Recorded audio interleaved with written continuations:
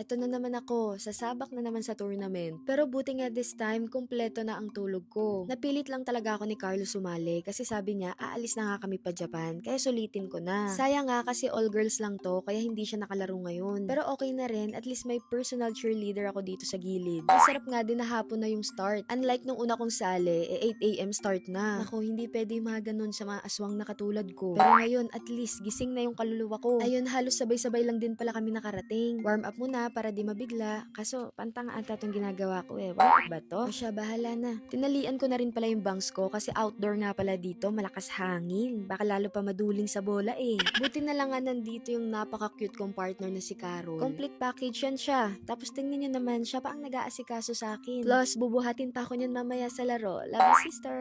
Ayun nga, tinawag na kami and nag-CR nga muna ako kasi akala ko mamaya pa kami kaya pinigilan ko muna. Naku, kabado na ako. Pero laban. Unang laro namin, grabe, ang bobo ko. Ate ko lumilipad yung bola.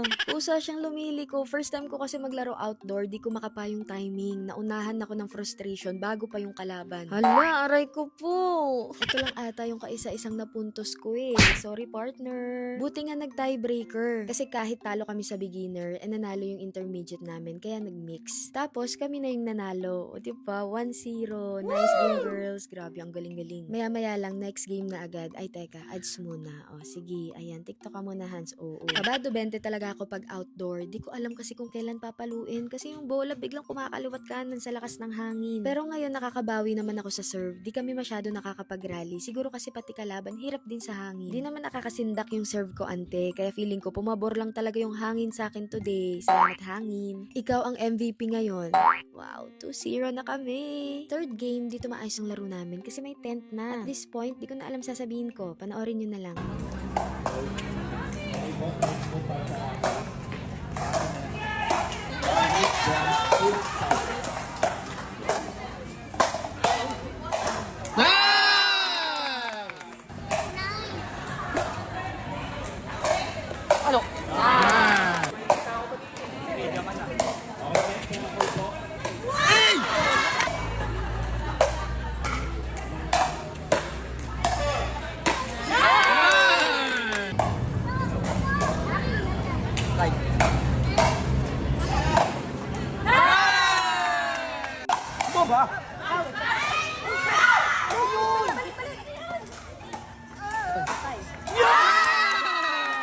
Grabe, panalo din yung intermediate namin kaya walang tiebreaker na naganap. Grabe, ang saya. 3-0 na kami, guys. Kaso dito ako nalungkot.